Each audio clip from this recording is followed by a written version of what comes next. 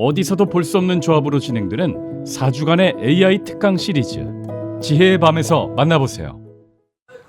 예, 시장 이렇게 정리를 해봤고요. 심층 인터뷰로 이어가 보도록 하겠습니다. 아무래도 이분의 지금 스탠스와 매수 매도 사인은 어떻게 나올까에 대해서 궁금하신 분들이 워낙 많으실 것 같아요. 예, 그런 건. 네, 워낙 숫자로만 말하고 컨트롤만 말하는 분이기 때문에 이분과 함께 바로 만나와서 좀 지금 시장 어떻게 해야 될지 한번 물어보도록 하겠습니다. 강환국 작가와 함께합니다. 어서 오십시오. 안녕하십니까. 네, 안녕하십니까. 오랜만에 뵙습니다. 네, 그 여기 3프로는 지금 한 달 만에 오는 것 같네요, 또. 아, 네. 한 달 만에. 그렇습니다. 네. 예, 저는 처음 뵈었고. 예. 아, 그렇군요. 네. 맞아요. 네. 워낙 시원시원하게 말씀하셔가지고 네. 그런가요? 오늘은 오늘 또 재밌겠네요. 네, 어떤 내용이 나올지 한번 얘기 나눠보도록 하겠습니다. 맞아요. 그리고 그 팀장님은 자주 배웠는데요. 네, 그렇죠. 작가님이 자기가 관심 없는 건 진짜 관심 없다고 얘기하거든요. 아, 그래요? 그래서 뭐든지 물어보시면 시원시원하게 또 대답을 하지 않을까 그럼 싶습니다. 한 달 만에 나오셨다고 하는데 네. 어떤 말씀하셨나요? 전에는. 일단 히스토리를 좀 설명해 드리면은 제가 사실 여기 네 번째 나왔습니다. 네. 올해 보면은 그래서 이제 1월 그 첫 방송에 나왔어요. 그 1월 2일 날 첫 방송 아침에 그때 나왔었는데 이제 그때 올해는 오릅니다라고 제가 외쳤거든요, 그때. 그래서 그때 이제 제가 알기로는 욕을 바가지로 먹은 걸로 알고 있습니다. 야, 네가 뭘 알아, 임마. 지금 장이 이렇게 빠진데 뭐가 올라와? 이렇게 하셨거든요. 근데 1월에 이제 신나게 이제 올라와 주더라고요, 그게. 네. 이제 신나게 이제 올라와 줬는데 1월 31일 날 그래서 이제 또 부르시더라고요. 이제 또 불러가지고 제가 그때 이제 한 말이 1월에 장이 이렇게 이제 많이 올랐으면은 이제 보통은 그 이제 조정을 받는 경우가 굉장히 많다라고 이제 말씀을 드렸어요. 실제로 2월에 조정이 조금 오더라고요. 그때 2월에 코스피가 한 0.5인가 1% 정도 이제 빠졌었거든요. 이제 그 다음에 이제 3월 17일 날 또 부르셨었는데 제가 거기서 이제 그때 그게 이제 마지막으로 온 건데 이제 그 말을 그때 했죠. 통계적으로 코스피와 코스닥이 3월 15일부터 4월 23일까지 제일 많이 오른다. 뭐 이런 말을 제가 했었습니다. 근데 진짜 공교롭게도 3월 14일이 이제 최저점이었어요. 네. 감이 좀 놀랐습니다, 그거. 그래서 이제 지금 또 하게 됐어요. 네. 날짜까지 말씀하시는 거 보면 이제 좀 감이 오시죠? 그러면 이제. 이게 제가 좀 통계적으로 봤었을 때 네. 3월 14일부터 4월 15일까지 가장 많이 횟수적으로 많이 올랐다 그런 건가요? 3월 15일부터 4월 23일 4월 정도고요. 23일까지? 예, 아, 그죠, 그런가요? 그죠. 네. 아. 그래서 이제 4월 23일이 멀지 않았으니까 오늘이 다시 한번 불러주신 13일이잖아요. 것 같아요. 네. 13일이고 그- 23일 되면 그러면 어떻게 합니까 이제? 근데 사실 이게 저도 사실 좀 놀랐던 게 이게 이제 통계적으로 이제 확률이 높다라는 건 실제로 그 확률이 실현이 되지 않는 경우도 사실 굉장히 많거든요. 그래서 특히 이제 저기 지금 박근영 부장님이 계셔서 제가 이제 인사를 드리고 있습니다. 네. 하실 말씀 계속 해주시죠. 그렇죠. 근데 사실 작년 같은 경우는 네. 저는 이제 계절성 쪽으로 이제 많은 보는 편인데 작년 같은 경우는 한 절반 정도 이제 맞았던 것 같아요. 근데 올해 같은 경우는 묘하게 다 맞더라고요. 그래서 이제 그런 해도 있습니다. 그래서 이제 올해는 이게 꽤 잘 통하는 시장이네 하고 이제 또 왔습니다. 네. 그럼 통계적이라는 게 만약에 이제 모수가 20번 중에 한 10번이 올랐다 그러면 많이 올랐다 그렇게 보시는 건가요? 그러니까 저 같은 경우는 보통 1일 분석을 하는데 이제 최근 20년 장은 다 분석을 해가지고 정말 이제 이런 거 다 분석을 합니다. 보통 3월 15일에 장이 많이 오르는가 안 오르는가, 16일에 많이 오르는가 안 오르는가 이런 걸 이제 분석을 많이 하고요. 근데 확실한 거는 이제 코스피와 코스닥 같은 경우는 3월 15일부터 4월 23일 그때 수익이 압도적으로 몰려 있습니다. 제 생각은 아마 그 이유가 그 배당을 받는 게 12월 말에 이제 배당락이 있고 그때 주식을 보유한 자가 배당을 받게 되어 있는데 그 배당이 아시다시피 3월 4월에 전부 다 쏟아져 오죠. 네.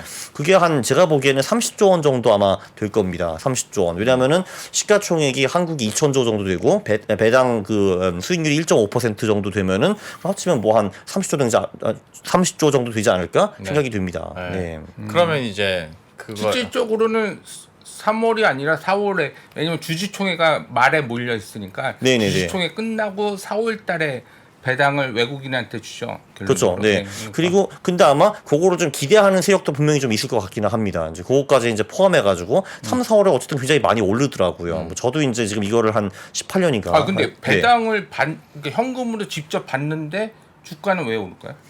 그 이제 그거 중에서 당연히 재투자되는 것이 있을 거라고 저는 생각을 합니다. 이제 사실 배당을 받으면 그거를 현금으로 그냥 냅둘 수도 있고 재투자할 수도 있다라고 생각을 하는데 재투자되는 금액이 그래도 꽤 되지 않을까라고 생각이 됩니다. 그게 이제 30조 원이니까 뭐 솔직히 저도 잘 모르겠어요. 그 중에서 얼마가 이제 재투자가 될지는. 근데 확실히 일부분은 재투자되지 않을까라고 생각이 됩니다. 사실 이제 그래서 미국 같은 경우로 4월 수익을 보니까 4월 수익이 나쁘지는 않은데 3, 4월 둘 다 나쁘진 않은데 한국처럼 그렇게 압도적이지는 않더라고요. 아무래도 미국 같은 경우는 배당을 1년에 4번 이제 나눠서 주고 그리고 이제 뭐 줄 때도 뭐 1, 4, 7, 10 이렇게 주는 기업도 있고 뭐 2, 5, 8, 11 이렇게 이제 주는 기업도 있잖아요. 그래서 배당이 확실히 좀 배분돼서 이제 주기 때문에 그런 식으로 이제 한 시기에 돈이 훅 몰리는 그런 경향은 조금 적은 것 같았습니다. 그럼 어린이집하고는 좀 통계적으로 좀 4월달, 그러니까 3월 아까 중순부터 4월 23일까지 오른 이유가 조금 이제 어린이집에서 하면 배당을 받으면서 또 재투자하는 그런 게 좀 있을 것 같다. 그렇죠. 왜냐하면은 3, 4월 수익이 딴 나라들도 전반적으로 좋기는 한데 한국은 좀 압도적으로 높은 편이거든요. 그래서 이제 왜 그럴까 생각을 해봤는데 그게 아마 그 한국이 딴 나라와 다른 게 그게 아닐까라고 제가 생각을 좀 해봤습니다. 그러면 네. 이번 4월달 아까 이제 말씀하신 대로 좋았잖아요. 네. 올해도 뭐 그런 효과가 있을 거라고 있어서 좋았던 건가요? 그거는 사실 알 수가 없지만, 근데 묘하게도 정말 올해도 3월 14일이 바닥이었더라고요. 네, 그거는 솔직히 우연의 일치라고 저도 생각을 하기는 하는데, 근데 어쨌든 계절성이 올해는 지금까지는 굉장히 잘 맞고 있습니다.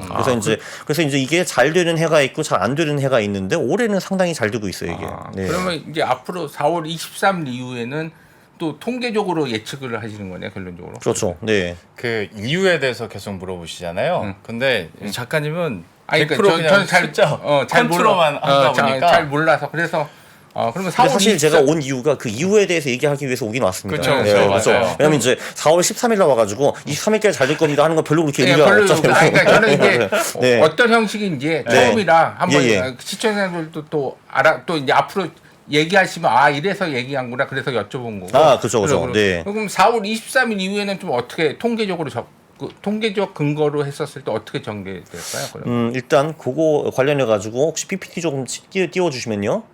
네, 띄웠네요. 자, 그러면 여기 일단 퀴즈가 하나 나갑니다. 한번 같이 맞춰보세요, 여기. 자, 이제 97년에 우리가 1억 원이 있었으면은, 당시에 강남에서 진짜 아파트를 살 수가 있었더라고요. 그 돈 가지고. IMF 언저리였는데. 자, 근데 아파트를 안 사고, 그때 허스닥 지수에 투자를 했는데, 그 1번은 11월, 4월에만 투자를 했다. 5월, 10월은 투자를 안 했다. 그리고 2번은 반대로 5월, 10월에만 투자를 하고 11월, 4월에는 투자를 안 했다. 이제 그 두 가지 방법이 있거든요. 자, 그러면 1번과 2번을 했다면은 그 돈이 얼마가 되었을까요? 1억 원이.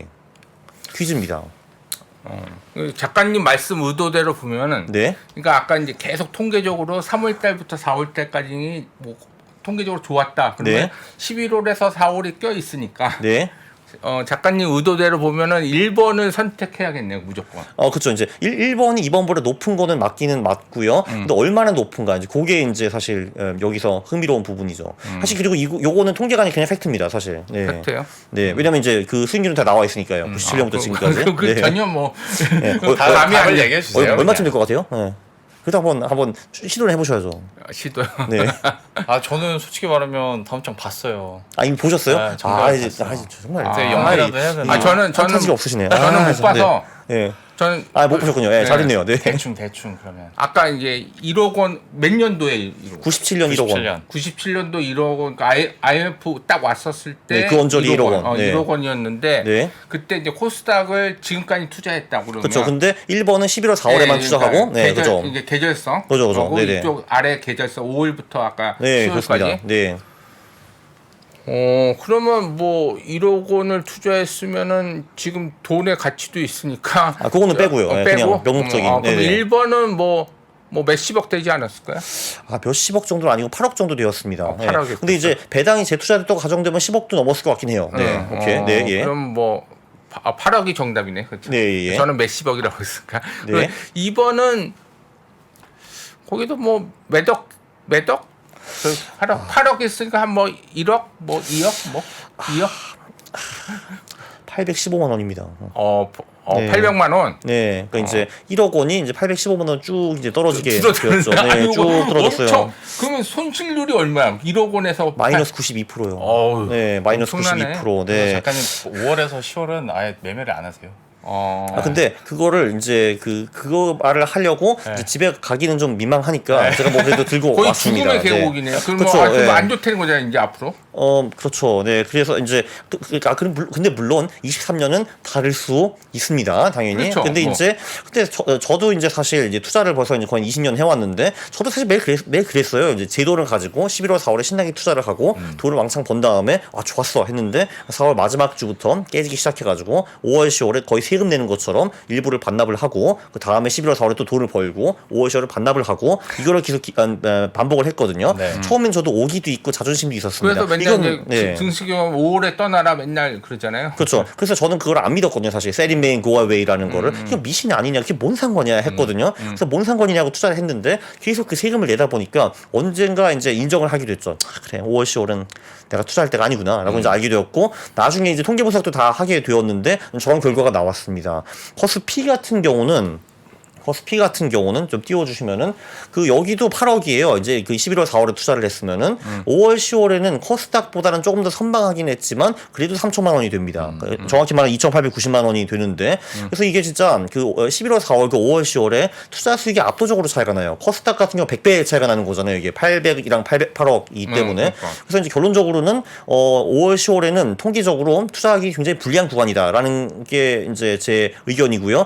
그뿐만이 아니라 이게 한국만 사실 그런 게 아니라 이거를 정말 300년 동안 각 잡고 전 세계 국가에서 분석한 사람들도 있어요. 논문도 쓴 사람들이 있는데 네. 근데 결론적으로는 거의 모든 나라가 다 별로이다라는 게 나왔습니다. 저 같은 경우는 뭐 그냥 뭐 미국, 영국, 독일, 일본, 중국 정도만 해봤는데 좋은 데가 하나도 없어요, 진짜. 다 11월, 4월이 압도적으로 좋고 5월, 10월은 별로다라는 게 결론이었고요. 그나마 미국 같은 경우는 5월, 10월에서 수익은 났는데 그것도 예금보다 높지는 않았습니다. 딴 나라들은 거의 다 그냥 손실이에요. 일본, 중국, 뭐 독일, 영국 이런데 이제 보면은 그런데 이제 예외 사항이 하나 있을 수가 있는데 이 4월이 보통 굉장히 좋은 달이거든요. 코스피 네. 같은 경우. 4월의 수익이 평균보다 압도적으로 높을 경우에는 그 모멘텀이 5월, 10월까지 지속되는 경우가 조금 있었습니다. 이제 보면요. 근데 이제 그래서 예를 들면 4월에 코스피가 지수가 10% 이상 오를 경우에는 그 다음 5월, 10월에도 수익이 나는 경우가 꽤 있었어요. 그거를 지금으로 환산하면은 4월에 코스피 지수가 한 2,700까지 가야 된다라는 얘기예요. 2,450에서 시작해가지고 10% 오르면 2,700 정도 되는 거거든요. 자, 한번 보시죠. 이제 4월 말까지 2,700까지 갈지. 만약에 간다고 하면은 그 다음에 5월, 10월이 밝게 될 가능성이 높습니다. 이게 계절성 연구를 하다 보면은 재미있는 게 사실 뭐 이런 거예요. 그러니까 사실 4월이 이제 좋아야 되는데 보시다시피 4월이 별로 안 좋은 해도 좀 있었습니다. 네. 이제 보시면은 그때에는 그 다음 5월, 10월에 아주 처참하게 박살날 경우가 많더라고요. 이 계절성 연구가 이제 이런 게 좀 흥미로운 것 같아요. 이제 계절성을 보면은 전반적으로 잘 나가는 월이 있고 잘 못 나가는 월이 있거든요. 네. 근데 전반적으로 잘 나가야 되는 월에 수익이 안 나왔다라고 하면은 그 다음에 완전히 시장이 망가지는 경우가 많더라고요. 이게 예를 들면은 1월 같은 경우도 이제 좀 그런 달이에요. 이제 1월에 수익이 날 경우 그 해 코스피의 전체 해의 수익이 날 경우가 85% 정도 되거든요. 이제 반대로 1월이 망가지면은 그 해 코스피의 수익이 날 확률이 50% 정도로 줄어듭니다. 이제 이런 게 좀 중요한 것 같고요. 이제 코스닥 같은 경우는 안타깝게도 4월 수익이 매우 높다 하더라도 그게 5월, 10월의 성공을 보장하지 못했습니다. 코스닥 같은 경우는요. 네. 근데 반대로 이제 코스닥도 4월에 사실 떨어진 경험이 거의 없거든요. 7번밖에 없는데 그 7번, 그러니까 4월에 원래 코스닥이 잘 나가줘야 되는데 그때 못 나간 경우에는 그 다음 5월, 10월에 수익이 전반적으로 재미가 별로 없었다라는 거를 이제 볼 수 있습니다. 그러면 네. 코스피가 좀 좋으려면 네. 4월 안에 그러니까 보름 안에 코스피 2,700 가야 된다는 거예요? 그렇죠. 이제 그 경우에는 5월, 10월에 코스피가 계속 달릴 가능성이 확실히 좀 더 확률상으로. 높아집니다. 네, 그렇죠. 근데 전반적인 확률은 별로 그렇게 코스피가 5월, 10월이 수익이 안 좋을 가능성이 크다라는 거죠. 네. 그거 아까 근데 처음에 보여주신 거 보면은 네. 그 1999년부터 네. 2000년도까지 보면은 그 전에 어떤 이벤트가 있었고 네. 그래서 그 상승 흐름이 뭐 아까 뭐 20%든 30%든 있었던 에서 오른 거고, 네. 그렇죠? 99년은 IMF, 그리고 예. 아까 2003년이면 카드 사태, 네. 그다음에 아까 그 코로나는 3월달에 엄청 빠진 다음에 4월부터 오르기 시작해서 네. 쭉 올라온 거잖아요. 네. 그러니까 약간 이벤트성이 있었을 때 4월달에 유독 많이 오른 거고. 그렇죠. 그 이벤트성이 있어서 4월에 이제 폭발적으로 올랐을 경우에 그게 이제 5월, 10월까지도 계속 캐리할 경우가 많았다라는 거죠. 그렇죠. 네네. 예. 그러면 아니 그러니까 저는 이제 그거 과거 거를 얘기하려는 게 아니라 네. 그러면 지금은 얼마 오른 거죠, 지금? 3월. 지금은 4% 정도 오른 것 같죠. 2,450에서 550이니까 한 100포인트? 4% 정도 오른 것 같아요. 네. 그러면 올해 5월부터 10월은 별로 뭐 그렇게 아니죠. 아직 4월이 안 끝났잖아요. 4월이 안 지금 끝났어요? 절반밖에 안 끝났습니다. 네. 뭐 사실 뭐 지금까지 4% 올랐고 여기서 추가로 6% 오르는 거는 뭐 당연히 뭐 있을 수 있는 일이니까요, 그게. 네. 근데 이 통계적으로 아까 봤을 때는 네. 이벤트적으로 많이 빠진 다음에 그 다음 뭐 몇 개월 후부터는 4월달에 엄청나게 많이 올랐으니까 네. 그 아까 5가지 보여준 해들이 보니까 다 예, 예. 그러니까 그 올해는 그렇게 크게 이벤트가 막 빠지고 그런 게 없었죠. 없었으니까 네. 1월 달부터 네. 달려왔으니까 네. 그렇죠. 그러니까 좀 그걸로 봐서는 확률적으로는 조금 뭐 예측 그 작가님이 예측하신 대로 하면은 뭐 아직 4월은 남았지만은 그 5월 달부터 11월 달까지 10월 힘들 달까지 수도 있겠다. 예, 힘들 수도 있겠다. 보여주는 표를 보면 그렇습니다. 네. 그래서 저는 작가님을 만나는 시기에 따라서 듣는 얘기가 다른 게 11월부터 4월까지는 투자 전략이 막 쏟아지거든요. 근데 5월에서 10월 중에 만나면 자기 다 정리했다고. 아니요. 가져왔어요. 막 가져왔어요. 그렇게 저. 하고 네. 중간에 어쩌다 한번 사면 내가 이번에는 한번 실수를 좀, 했다. 네. 실수를 했다 막 그런 얘기 하시고. 네. 아 근데 가져왔어요. 저 이거만 하고 집에 갈 수는 없잖아요, 지금. 그래서 네. 예. 우리가 6개월 동안 물론 쉬시는 분도 있겠지만 네. 아예 쉴 수는 없다. 난 뭐라도 매매를 해야겠다 하시는 분들이 분명히 있을 테니까 거기에 대한 답을 달라. 이거죠. 뭐 사실 여기 이제 보시는 분들 중에서 대부분이 그렇지 않겠습니까? 그렇죠. 사실 뭐 5월, 10월 그 매수를 안 하면은 사실 3%를 볼 이유가 별로 없잖아요, 사실. 그러니까 그렇죠. 그래서 뭐 좀 가져왔습니다. 가져왔고요. 근데 이제 확실한 거는 이제 이런 거 같아요. 그 이제 5월, 10월이 아무래도 확률이 좀 불리한 거는 맞거든요. 그래서 이제 여기 주식 시장의 확률이 불리하면은 그러니까 그냥 주식이나 지수 같은 걸 사가지고 매수 플러스 보유하는 전략이 그렇게 대단하지는 않죠, 당연히.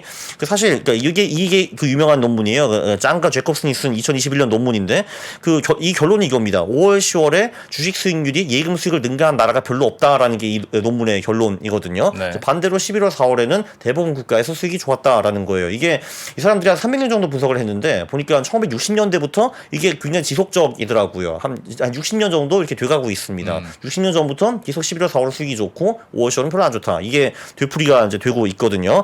그래서 저 같은 경우는 이제 5월, 10월에 매수 플러스 보유 전략을 하는 거를 이제 그다지 선호를 하지는 않고 그 대신에 이제 딴 게 좀 있습니다. 그러니까 이제 첫 번째 자산 배분이라는 방법이 있습니다. 네. 이게 이제 구분을 해야 되는 게 이게 트레이딩을 좋아하시느냐 안 좋아하시느냐에 따라서 좀 많이 달라져요. 이게 사실. 그래서 그 트레이딩을 이제 별로 좋아하지 않는 경우에는 그러면 이제 단순하게 주가 지수를 보유하면 좋지 않겠냐는데 그게 이제 별로 안 되니까 다른 방법을 모색을 해봐야 되는 거죠. 그래서 예를 들면은 올레더라는 자산 배분 전략이 있습니다. 요즘 이제 올레더가 굉장히 많이 알려진 것 같은데 올레더에 대해서 설명을 하면은 사실 이게 그 포인트는 이겁니다.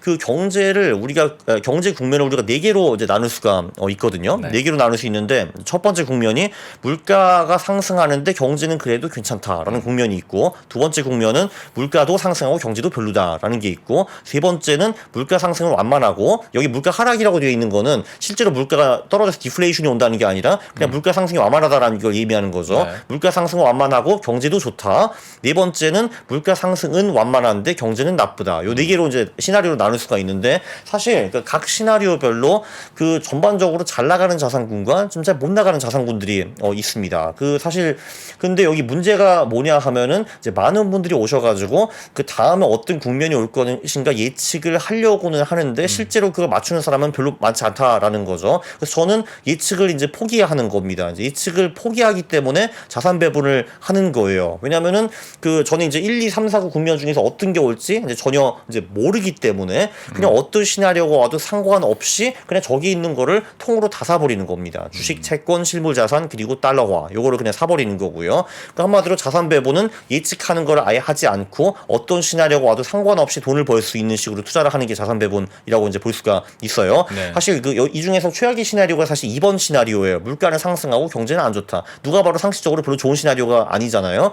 그래서 작년이 사실 그랬어요. 22년에 물가도 뜬금없이 많이 오르고 경제도 좀 그저 그래가지고 주식과 채권이 둘 다 좀 별로였습니다. 작년 같은 경우. 작년 같은 경우는 아마 기억을 하시겠지만 킹 달러라고 해가지고 달러화는 많이 올라줬고 그리고 뭐 금이나 원자재도 그럭저럭 잘 버텨줬습니다. 그래서 그 작년 같은 해에도 그 자산 배분을 했으면은 제가 알기로 손실이 한 9% 정도였어요. 9% 정도. 물론 9% 이런 것도 뼈 아프기는 하지만 이제 작년에 그냥 주식에만 베팅을 하셨다고 하면은 아마 보통 그거보다 조금 더 잃으셨을 겁니다. 그래서 자산 배분의 포인트는 그냥 이제 어떤 국면이 오든 큰 손실을 피해가는 거라고 이제 보실 수가 있고요. 이게 이론이었고 이제 실전은 이제 이렇게 이제 들어갑니다. 좀 보실 수 있는지 모르겠네. 예. 보면은 이제 여기 보면은 이제 주식 같은 경우는 반반으로 나눴어요. 한국, 미국으로 나눴고 채권도 반반으로 나눴습니다. 한국, 미국으로 나눴고 실물 자산은 뭐 금, 현물, ETF 이렇게 되고 있고요. 참고로 너 왜 타이거 200을 넣니? 코덱스 200은 안 되니? 코덱스 200도 당연히 되고요.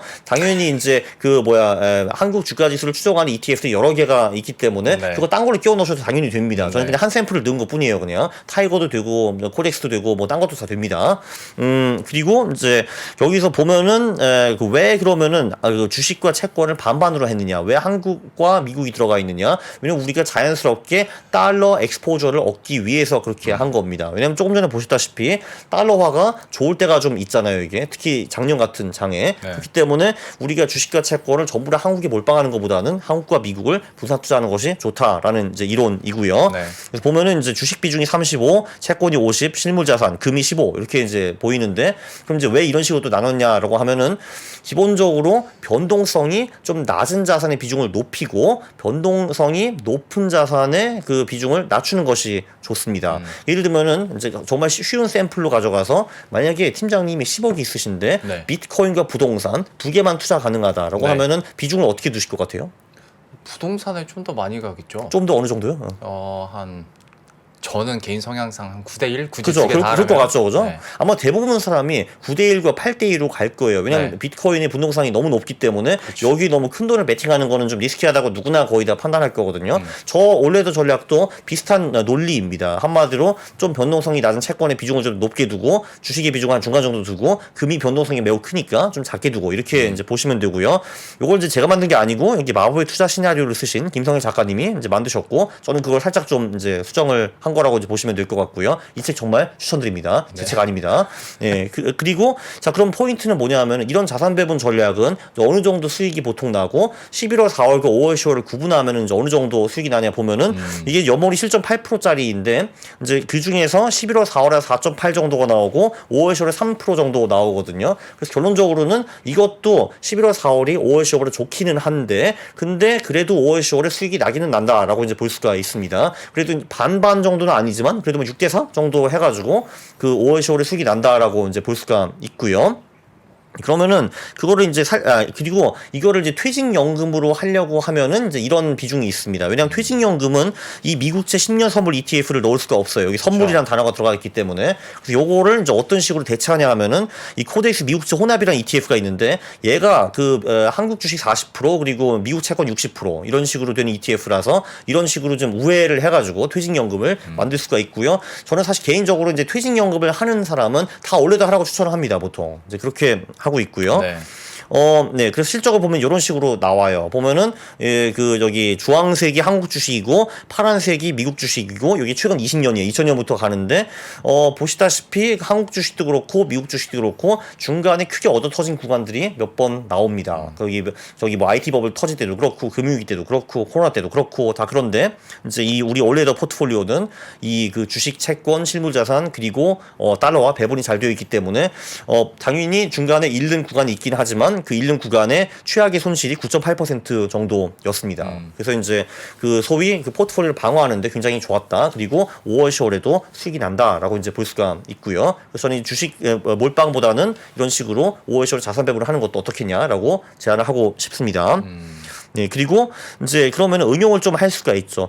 조금 전에 주식이 안 좋다고 했는데 그러면은 주식 비중을 11월, 4월에 좀 늘리고 5월, 10월에 좀 줄이는 방법도 괜찮지 않겠니? 라고 이제 전략을 우리가 짤 수가 있는 거죠. 네. 네, 그리고 여기 보면 이제 11월, 4월에는 주식 비중이 높고 채권 비중은 좀 낮아졌고 5월, 10월은 반대라는 거를 알 수가 있습니다.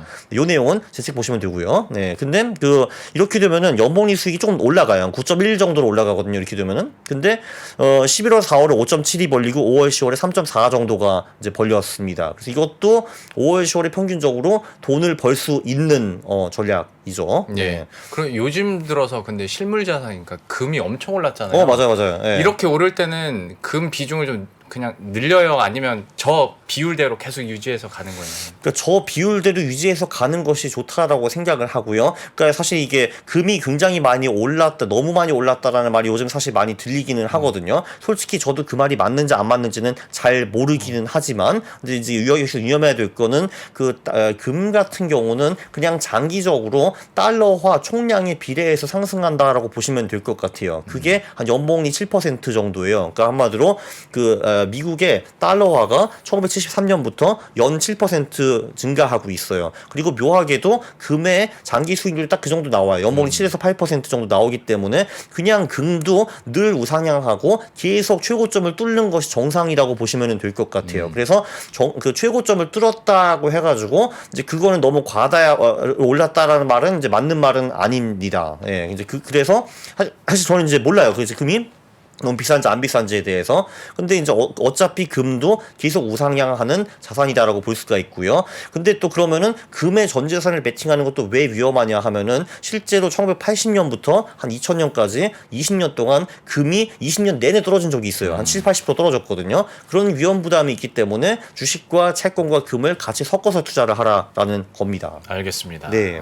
금은 어느 정도 비중 그대로 가져가면서 이제 주식이랑 채권에서 비중 조절을 할 수 있는 그런 시기별로 얘기를 해주셨고. 그렇죠. 보시면은 여기 지금 금 비중이 그렇게 크진 않잖아요. 15% 그러게요. 정도이니까. 네. 그러면 여기에서 올레더에서 좀 업그레이드 버전이나 아니면 좀 응용 버전이 계속 다 있을 거 아니에요? 그렇죠. 이제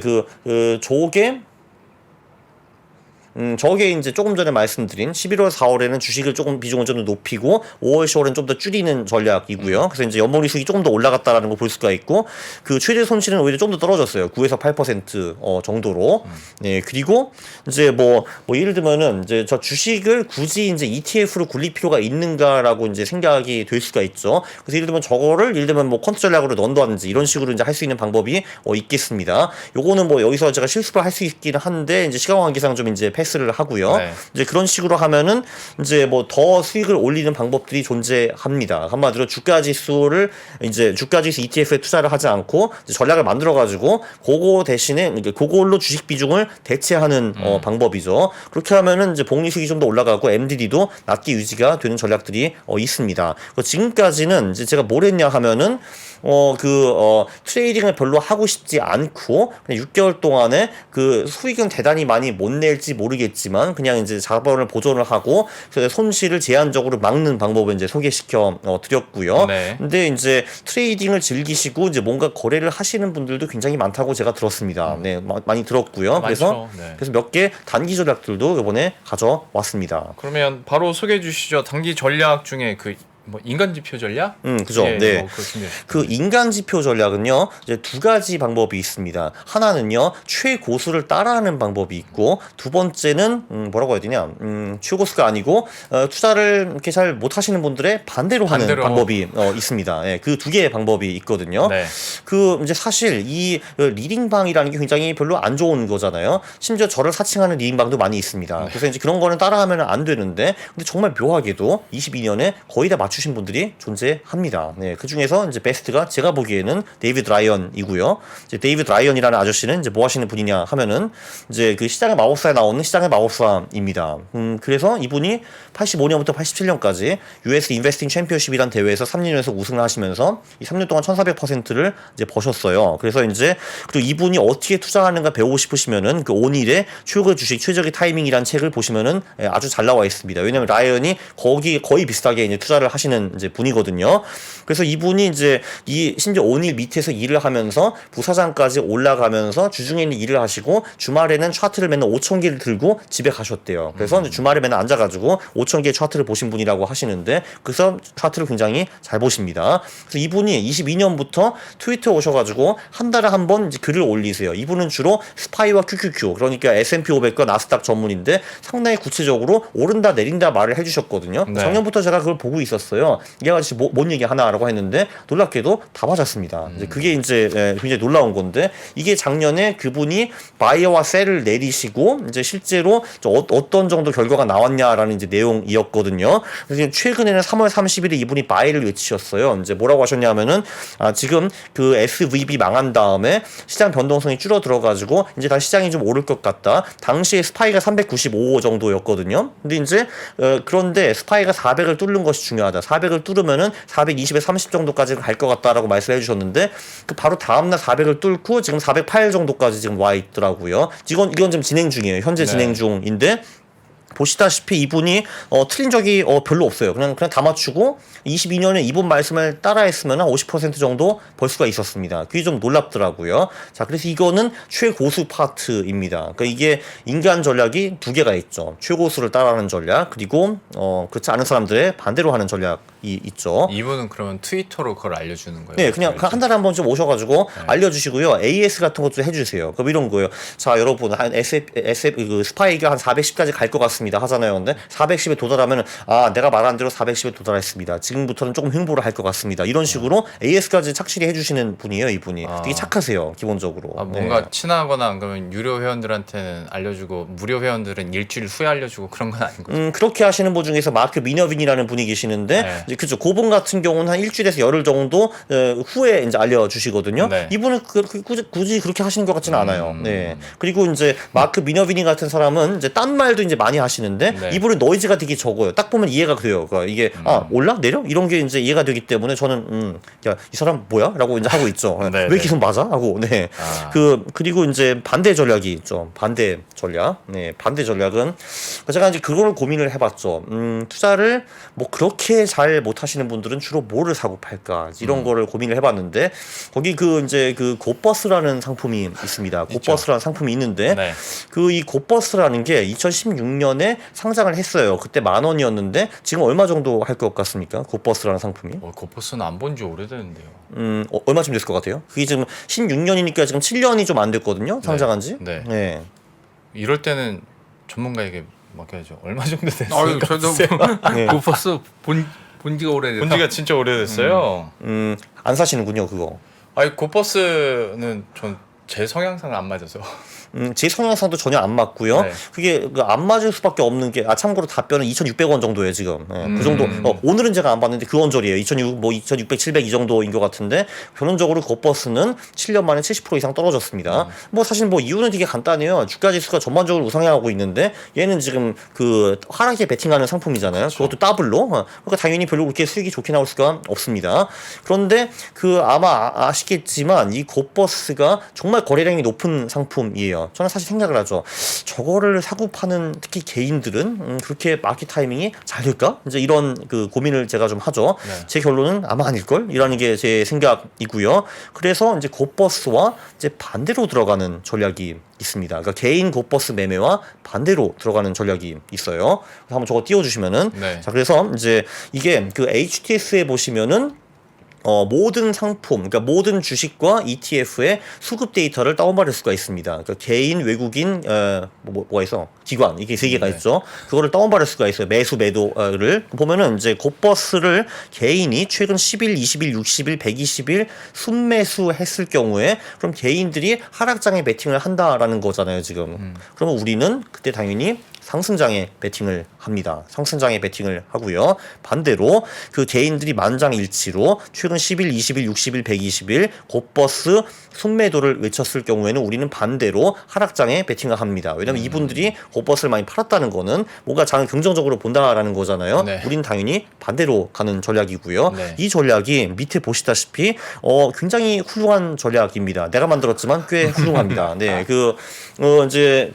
그리고 참고로 이제 2022년 11월 2일에 요때 만장일치로 개인들이 10일, 20일, 60일, 120일 순매수를 외쳤어요. 곧버스. 당시 지수가 2330이었고요. 그 후에 꽤 좀 많이 올라 있습니다. 이게 정말 재밌는 게 뭐냐면요. 2020년 3월 26일 지수가 1686일 때 이때부터 개인들이 곧버스 순매수에 들어갔거든요. 하락장에 강하게 베팅을 하셨습니다. 그래서 당연히 그때 하락장에 베팅하셨으니까 장이 신나게 올랐어요. 3143까지 더블이 되었죠. 21년 8월 17일 정확히 이때부터 또 그 개인들이 곧버스 순매도에 들어갔습니다. 정말 어메이징 하더라고요. 이 그 변곡점을 맞추는 스킬 이거. 그래서 이제 근데 어떻게 희한하게 묘하게 이렇게 반대로 갈 수 있는지 그게 굉장히 좀 신기하더라고요. 되게 그래서 슬픈 거잖아요. 슬픈 거기는 한데 네. 예, 그렇죠. 네, 아, 예, 참. 예, 한 사람한테 슬픕니다. 네. 네. 근데 이제 그렇죠. 이게 좀 슬픈 전략이긴 한데 그래도 꼭 알려드리고 싶었어요. 이제 이런 전략이 있다라는 거를. 네. 그래서 이제 지금은 그리고 이제 어제 같은 경우에 지금 제가 알기로는 이 개인들이 곧버스 3일, 5일, 10일, 20일 그게 전부 다 지금 순매수로 돌아섰더라고요. 그래서 지금 개인들이 곧버스를 많이 사고 있습니다.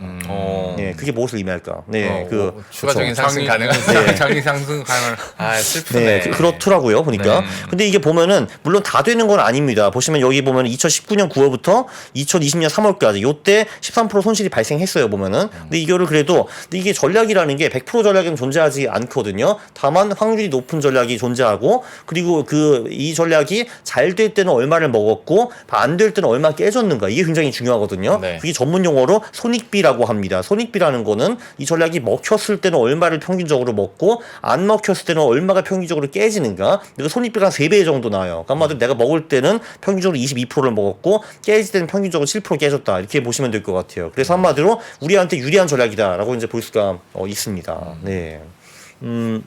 이제 이런 전략이 이제 존재를 하고요. 슬픈 전략이지만 네, 슬픈 전략이지만 통계적으로 네. 봤을 때는 항상 저런 결과들이 나오더라.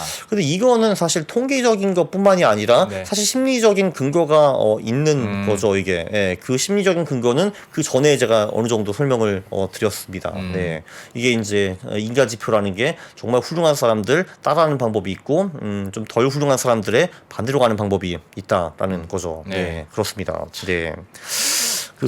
저런 지수들에 대해서 뭐 왜 이런 현상이 나타났어요, 왜 떨어졌어요, 왜 올랐어요라는 질문을 다른 분이었으면 제가 했을 텐데 이제 작가님한테는 그 이유를 안 물어보는 게 예전에 이 종목이 뭐 하는 기업이에요, 왜 사셨어요 하니까 그냥 컨트에 그게 걸린 거지 뭐 하는 기업인지도 모른다는 거예요. 그래서 진짜 숫자로만 매매를 하시는구나라고 해서 그러니까요.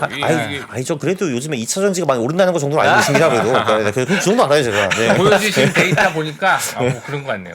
예, 그래서 숫자로 두 가지 인간 지표 전략 두 가지 살펴봤고 다른 전략도 있죠. 그러니까 그러면은 조금 전에 우리가 퀴즈를 풀었잖아요. 퀴즈. 아까 그 코스닥 퀴즈. 네. 코스닥 퀴즈를 풀었는데 이게 사실 11월 4월이 잘 나가고 5월 10월이 안 나가는 게 코스피보다는 닥에서 조금 더 강하거든요. 그럼 정말 좀 시니컬하게 11월 4월에는 지수를 사고 5월 10월에 인버스를 사는 건 어때라는 식으로 그러니까 전략을 딸 수도 있습니다. 그거 질문 드리려고 그랬는데 딱 말씀하시네요. 그렇죠. 이제 그게 여기 뜨는데 그게 연봉이 16% 정도 나와요. 그 전략이. 그러니까 이제 그 2001년부터 연봉이 16%면 상당히 높은 겁니다. 그쵸. 높은 건데, 근데 요거는 이제 단점이 뭐냐 하면은 이게 장기적으로는 돈을 신나게 잘 벌어주는데, 보시다시피 예를 들면 한 2002, 3년부터 2008년까지 6년 동안 제대로 안 먹힌 구간이 이렇게 나와요. 그죠? 요거를 이제 볼 수가 있죠. 그래서 그러니까 이제 이 전략이 최대 손실이 40%가 넘어가요. 그러니까 이 전략이 전반적으로 먹히기는 하는데, 이 11월, 4월에 지수를 사고 5월, 10월에 인버스 사는 전략은 최대 손실이 40%가 넘고, 그리고 심리적으로 굉장히 힘든 전략이에요. 왜냐하면 이게 코스닥이 5월, 10월에 늘 망하는 건 아니거든요. 네. 근데 안 망했고 코스닥이 막 올라가고 있는데 나 혼자 인버스 밟고 있어. 그러면 얼마나 고통이 심하겠어요. 지금 이제 그 요즘도 코스닥이 막 미친 듯이 오르고 있는데 5월, 6월에도 당연히 다시 계속 갈 수가 있는 거잖아요. 근데 막 코스닥이 5, 6월에 막 20% 오르고 있는데 나는 마이너스 20%요. 인버스 잡아가지고 얼마나 짜증나겠어요.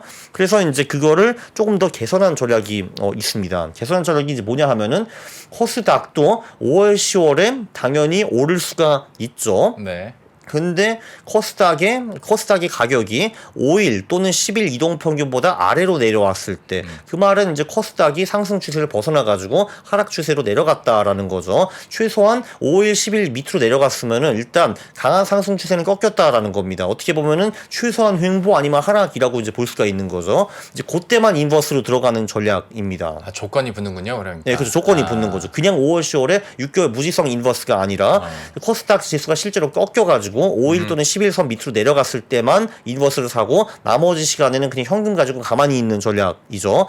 그렇게 하면은 보시다시피 그래도 수익률이 확실히 개선된다라는 걸 이제 볼 수가 있습니다. 그래도 이제 많이 나아지는 거고, 또 중요한 거는 이렇게 하면은 최대 손실도 17%, 18% 언저리로 떨어져요. 그러니까 조금 전에는 40% 정도였는데, 그러니까 이제 그 두 개가 다 좋아지는 거죠. 이제 수익도 좋아지고, 네, 그리고 그 무엇이냐, 그 최대 손실도 이제 많이 줄어든다라는 거를 이제 볼 수 있습니다. 네, 그렇게 이제 볼 수가 있고요. 그래서 이제 5월, 10월에 전반적으로 코스닥이 안 좋은데 그 예외 상황도 있죠. 예외 상황에 굳이 코스닥 하락에 인버스를 베팅하는 건 좀 위험하니까 실제로 코스닥이 5일, 10일선 밑으로 떨어졌을 때 이제 그때만 인버스 베팅을 하라라는 그런 전략이죠. 네, 코스닥의 추세를 따른 다음에 하락 추세일 때 들어가는 거. 이런 전략 정도 이제 준비해 이제 왔고요.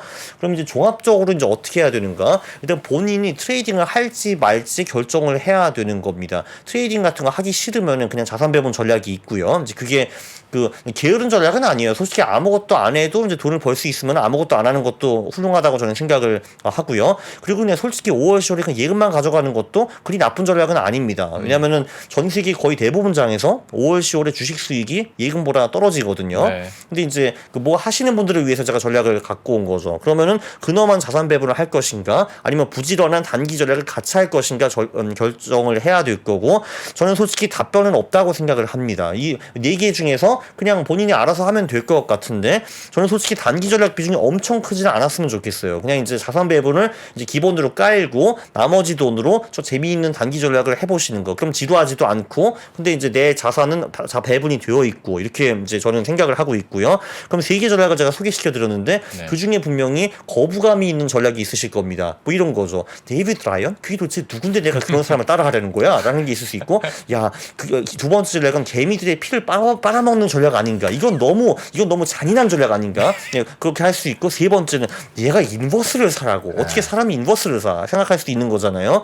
그게 오케이, 다 좋습니다. 그럼 세 개 전략 중에서 하고 싶은 전략만 하면 되는 건데, 예를 들면 이제 2번 전략은 내가 도저히 인간으로 못하겠어 하면은 1번, 3번 전략에 반만씩 투자를 하는 거죠. 이제 그런 식으로 포트폴리오를 짜가면 될 것 같습니다. 네, 그리고 이제 이 비중을 어떻게 하는가에 따라서는 정말 이제 투자자에 따라서 너무나도 다를 것 같아요. 트레이딩 하기 싫으면 100%를 자산 배분으로 넣는 거고, 네. 나는 트레이딩을 너무 즐긴다, 자산 배분 너무 하기 싫어 하면은 세 개 전략에 각각 3분의 1씩 투자해도 되는 거고요. 그거는 그냥 그 투자자가 정하면 될 것 같습니다. 예. 여기 이 단기 전략의 공통점은 뭐냐 하면은 다 손절 라인이 있습니다. 이거 뭐냐 하면은 라이언이 와가지고 야 이제 파세요라고 하면 그때 같이 따라 팔아야 되는 거거든요. 네. 살 때만 같이 따라 사고 지금 라이언이 팔려고 하는데 지금은 좀 아닌 것 같은데 하면은 이 전략이 무너지는 거죠. 그리고 그러면은 개인 곧버스 수급을 계속 본 다음에 개인이 예를 들면은 그 곧버스 매도로 전환했다 하면 나도 이제 하락장으로 전환해야 되는 거잖아요. 네. 그러니까 한마디로 이거는 절제력이 필요합니다. 실제로 전략을 따라해야 되는 절제력이 필요한 거고요. 그리고 이제 세 번째 전략 같은 경우도 그 인버스를 결국 사고 팔아야 되는 거잖아요, 이게. 네네. 그 절제력이 본인한테 있는가? 그리고 실제로 수익이 안 났을 때 내가 손절을 할 수 있는가? 이제 그거를 깊게 한번 고민을 해보시고 가능하면은 단기 전략을 쓰고 그러니까 그게 언제 없으면은 이제 그냥 자산 배분으로 가는 거죠. 이제 그렇게 보고 있습니다. 네, 라이언 전략이나 고버스 전략은 딱 네. 그 시점이라는 게 이렇게 확 오는데 네. 그 인버스 마켓 타이밍 전략은 그러면 이게 손절 타이밍인지 그걸 아, 어떻게 지금 이제 그 여기 그 세 번째 전략 말씀하시는 거죠. 네네. 아, 다시 그 저기 뭐야 코스닥이 5일이나 10일선 위로 올라가면은 다시 팔아야죠. 아, 예, 그러니까 이제 이게 그렇구나. 우리가 그 뭐야 인버스를 코스닥이 5일, 11선 밑에 갔을 때 사는 거기 때문에 위로 올라가면 다시 파는 전략. 그래서 거래를 자주 하게 됩니다. 저는 거래를 많이 하는 거 싫어하는 스타일인데 그거 좋아하시는 분들은 아마 이 전략이 되게 재밌을 것 같아요. 아, 올라갔다, 오케이 팔자. 내려갔다, 사자 이렇게 되는 거니까요. 네, 알겠습니다. 네, 총평까지 들어봤고 이 그렇죠. 총평에 대해서 네. 부장님 어떻게 보셨어요? 어유 좀 처음 들어봐서 네, 어렵네요. 되게 흥미롭죠. 네.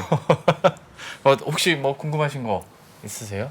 아니 뭐 다 설명해 네, 주셔서 워낙 숫자로 네, 그렇게 그리고, 얘기를 해주시니까 네, 쏙쏙 들어오게 또. 그리고 어차피 이유를 말해도 숫자가 이렇게 나오기 때문에 예, 그러니까요. 명확한 딱 생각을 갖고 계셔가지고 그렇죠. 2번 전략은 저는 근거가 있다라고 봅니다. 고버스 그거요. 네. 아니, 실제로 그렇게 많이 아, 썼으니까 고버스. 네. 그렇죠. 슬프지만, 그게. 네. 슬프지만 그랬었고 일본 전략에 대해서도 일본 전략은 일단 그러면 트위터 친구가 돼야겠네요. 이거는 그쵸. 친구하고 트위터 하고 저도 매일매일 봅니다. 혹시 어르신이 뭐 쓰신 거 있나 하고 네, 이제. 네. 네. 근데 마지막이 3월 30일이니까 아마 네. 타이밍상 아마 4월 말이나 뭐 그때쯤 다시 오실 것 같아요. 네. 또 한 달 정도 한번 오시더라고요. 한번 여러분들도 세 가지 전략이 나왔으니까 한번 적용을 해보시면서 내 스타일에 또 어떻게 맞는지 그리고 내가 어느 전략으로 손절 전략까지 실천할 수 있는지 따져 보시면서 한번 적용해 보시면 좋을 것 같고 질문지 마지막에 이거 있어서 한번 여쭤볼게요. 워렌 버핏 만나러 미국 가신다고? 후, 예, 그렇죠. 그 5월 6일에 벅셔 헤더웨이 주주총회가 있고요. 네. 저는 가가지고 정말 셀카를 찍고 악수를 하고 싶기는 한데 네. 왠지 불가능할 것 같아요. 이제 5만 명 정도가 온다고 하거든요. 네. 네, 그래서 아마 저 앞에서 한번 볼 것 같습니다. 저 버핏이다 하면서. 네. 파티 하러 가시는군요. 그렇죠. 아마 저랑 파티를 같이 안 해주실 것 같거든요, 그분이. 예, 그래도 이제 지금 찰리 멍거 선생님이 99세가 되셨습니다. 그래서 안타깝게도 언제까지 이제 살아 계실지 그거를 좀 알기가 어렵기 때문에 늦기 전에 이번에 꼭 한번 가야 된다라고 생각을 했습니다. 아, 네. 그럼 요즘에도 버크셔에서의 주총 때 다음 날 마라톤 대회 하나요? 아, 그거는 이제 저랑은 관계가 없는 일이고요. 아, 하긴 하는데 난 싫어한다. 아니 전에 한 42m 정도는 제가 뛸 수 있거든요. 근데 이제 42km는 그거는 차를 타고 다녀야지. 그 왜 뛸까요, 그게? 네. 예, 예. 알겠습니다. 일단 워렌 버핏 만나러 미국 간다라는 거 그리고 돌아와서도 또 거기서 분명히 느끼고 배우시는 게 있을 테니까 또 아마 언제 가서 와서. 감동의 눈물을 흑흑 흘리고 이제 뭔가 많이 배워올 것 같습니다. 네네. 네. 그때 언제 기회 되면 또 삼프로 TV 아싸. 통해서 네. 예, 한번 그 경험들 나눠주시면 감사하겠습니다. 인간 전략 3가지 그리고 총평까지 들어봤고 워렌 버핏 만나러 미국 간다는 소식까지 이렇게 얘기를 하고 마무리 짓도록 하겠습니다. 강환국 작가와 함께했습니다. 오늘 말씀 고맙습니다. 예, 감사합니다. 고맙습니다. 아, 사다 보니 종목만 수십 개. 도대체 어떻게 관리해? 방법은 간단해. 그중 좋은 종목만 골라 투자하는 거지. 에이, 그걸 누가 몰라? 알아도 못하니까 전문가가 필요한 거야. 글로벌 혁신 기업만 쏙쏙 골라 알아서 투자해주는 랩 어카운트. 전문가가 알아서 해주는 랩 어카운트? 미래에셋증권 랩 계약별 수수료 발생되며 자세한 사항 홈페이지 참조. 투자 전 상품 설명서 등을 읽어보시고 원금 손실 발생 시 투자자에게 귀속됩니다. 강환국 작가와 한 심층 인터뷰. 부장님 입장에서도 뭔가 좀 환기되는 느낌이지 않았을까라는 예, 생각이 좀 처음 들어보고 네. 좀 이렇게 보니까 저도 신기하기도 하고 네. 예, 또 그럽니다. 그 느낌을 너무 잘 알 것 같습니다. 예, 한 가지 또 배워가는 네. 느낌이네요. 저도 강 작가님 처음 뵀을 때 예. 이거 뭐지? 약간 했다가 예. 설득되는 부분이 많이 있더라고요. 그리고 팬들도 그렇게 하다 보니까 많아지면서 어떤 컨트에 대한 진입 장벽도 우리 개인 투자자에게 있어서 좀 낮아진 긍정적인 그러네요. 그런 영향들도 있지 않을까 싶습니다. 지금 오늘도 이렇게 시장부터 그리고 퀀트 전략 그리고 올웨더 전략까지 좀 우리가 어떻게 포트폴리오를 꾸려갈 수 있을지 한번 얘기를 나눠드렸으니까 여러분들도 좀 재밌게 보시면서 또 유익하게 받아들였으면 좋겠고요. 저희들은 이 정도에서 이제 마무리 짓고 인사드리도록 하겠습니다. 저희들은 또 내일 금요일이니까 예. 이왕이면 좀 이번 주 한 주 내내 좀 빨간불이 계속 이어지길 바라는 마음 안고 여기서 그러니까요. 인사드리도록 하겠습니다. 예. 시청해주신 여러분 고맙습니다. 고맙습니다.